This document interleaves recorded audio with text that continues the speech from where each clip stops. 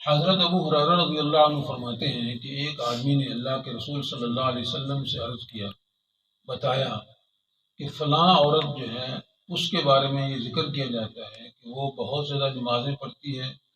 بہت زیادہ روزے رکھتی ہے، لیکن اپنے پڑوسیوں کو اپنی زبان سے تکلیف پہنچاتی ہے۔ قال ہی فی النار، آپ صلی اللہ علیہ وسلم نے فرمایا وہ دوزخ میں ہے۔ قال یا رسول اللہ، پھر عرض کیا اللہ کے رسول فإن فلانا، ایک اور عورت ہے کہ جس کے بارے میں بتایا جاتا ہے کہ بہت کم روزے رکھتی ہے اور بہت کم صدقہ خیرات کرتی ہے، بہت کم نمازیں پڑھتی ہے، لیکن پنیر کے چند ٹکڑے خیرات کر دیتی ہے۔ ولا تؤذی بلسانها جیرانها، اپنی زبان سے اپنے پڑوسیوں کو تکلیف نہیں پہنچاتی۔ قال ہی فی الجنہ، آپ نے فرمایا وہ جنت میں ہے۔ محترم سامعین، یہ حدیث بڑی اہم ہے۔ اس سے پہلے احادیث بھی گزری ہیں ہمسائے اور پڑوسی کے حوالے سے، جس میں ہمارے سامنے یہ بات واضح طور پر آ گئی کہ اللہ تعالیٰ کے رسول نے یہ بات فرمائی ہے کہ وہ شخص جس کے شر سے اس کا پڑوسی محفوظ اور معمون نہ ہو، تو وہ بندہ ایسا ہے کہ اس میں ایمان نہیں ہے۔ اس حدیث میں آپ صلی اللہ علیہ وسلم کے سامنے دو کرداروں کا تذکرہ کیا گیا۔ ایک وہ کردار ہے کہ جو نمازیں پڑھتا ہے، روزے بہت رکھتا ہے، یعنی فرائض نمازوں اور فرائض روزوں کے علاوہ نفلی نمازیں کثرت سے پڑھتا ہے اور نفلی صدقات و خیرات بھی کرتا ہے بہت زیادہ، لیکن اس کا جو پڑوس ہے اس کے شر سے محفوظ نہیں، اس کے پڑوسی اس کی زبان کے شر سے محفوظ نہیں ہے۔ آپ صلی اللہ علیہ وسلم نے واضح طور پر فرما دیا فی النار، وہ جہنم میں جائے گا۔ وہ کردار ایک عورت کے حوالے سے بتایا گیا نا، کیونکہ دیکھنا یہ ہے کہ جو اس کا عمل تھا، کیا وہ صرف جو حکم آپ صلی اللہ علیہ وسلم نے بتایا لگایا وہ اسی تک خاص ہے؟ اس تک خاص تو نہیں ہے۔ یہ کردار سامنے آ گیا کہ ایک ایسی عورت، ایک ایسی خاتون، ایک ایسی پڑوسن جو اپنے پڑوسن کو اپنی زبان سے گالیاں دیتی ہے، اس کو تکلیف پہنچاتی ہے، لیکن اس کے ساتھ ساتھ نفلی کام بہت زیادہ کرتی ہے۔ آپ صلی اللہ علیہ وسلم میں وہ جہنم میں جائیں گے۔ تو کیا آج اگر کوئی آدمی ایسے کام کرتا ہے، نوافل کثرت سے پڑھتا ہے، اس کی پیشانی میں نشان بن جاتا ہے، کہتے ہیں محراب بنا ہوا، لیکن اس کا پڑوسی اس کے شر سے محفوظ نہیں ہے، تو یہ اتنی اہم عبادات اور اتنے اہم کام کرنے کے باوجود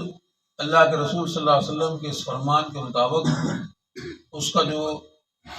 اس کی جو آخرت ہے وہ ہمارے سامنے آ گئی کہ آخرت میں اس کے ساتھ کیا معاملہ ہونے والا ہے۔ یہ دوسرا کردار ہے، دوسری ایک عورت کا تذکرہ کیا گیا کہ بہت کم صدقہ اور خیرات کرتی ہیں، رائے صرف ادا کرتی ہے، باقی اپنے کام کاج میں مصروف رہتی ہے اور تھوڑا بہت صدقہ خیرات کر دیتی ہے، لیکن اپنی زبان سے اپنے پڑوسن کو تکلیف نہیں پہنچاتی ہے، کسی اور کو تکلیف پہنچاتی ہے، تو آپ صلی اللہ علیہ وسلم میں اس کے لیے تھوڑے تھوڑے اعمال ہی کافی ہیں، وہ سیدھی جنت میں چلی جائے۔ نماز جب ہم پڑھتے ہیں مسجد میں، نماز ایک اجتماعی عمل ہے، اور فرمایا اقیم الصلاۃ، نماز کو قائم کرو، فرمایا ورکعوا مع الراکعین، رکوع کرو رکوع کرنے والوں کے ساتھ۔ نماز کو کوشش کریں کہ باجماعت نماز ادا کریں، اور کوشش کریں کہ مسجد میں ادا۔ بہت ہی مجبوری ہے، مطلب بیمار، سخت بیمار ہے، وہ بچارے مریض ہے، سفر میں ہے، تو سفر کے معاملات بھی ساتھ ساتھ ہوتے ہیں۔ جب نماز مسجد میں ادا کریں گے تو یہ جو ہم مسجد میں آ کے نماز ادا کرتے ہیں، جماعت سے پڑھتے ہیں، اس کے اثرات ہمارے اوپر مرتب ہونے چاہیے۔ اس کے اثرات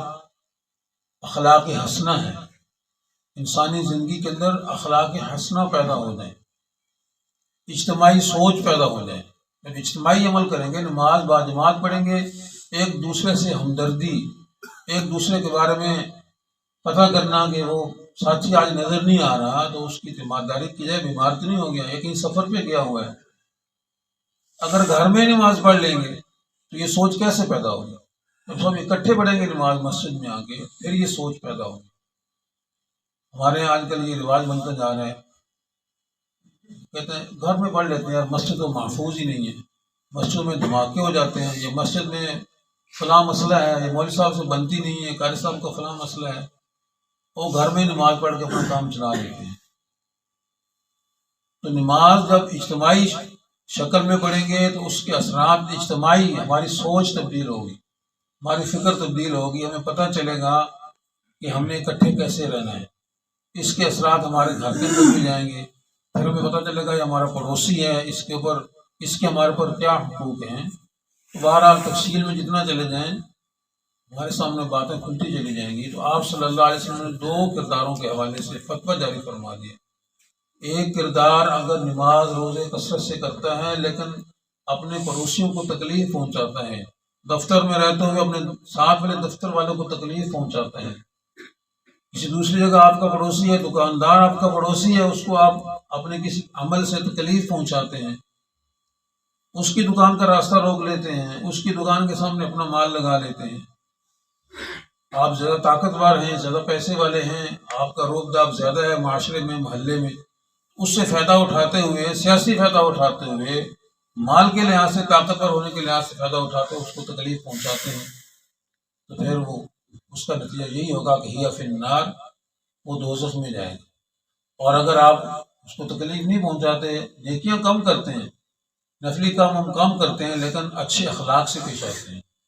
فرمایا ہی فی الجنہ، پھر وہ جنت میں جا کر کرتا ہے۔ ایک حدیث میں آپ صلی اللہ علیہ وسلم نے ارشاد فرمایا کہ انسان کی خوش بختی کی 3 علامات ہیں،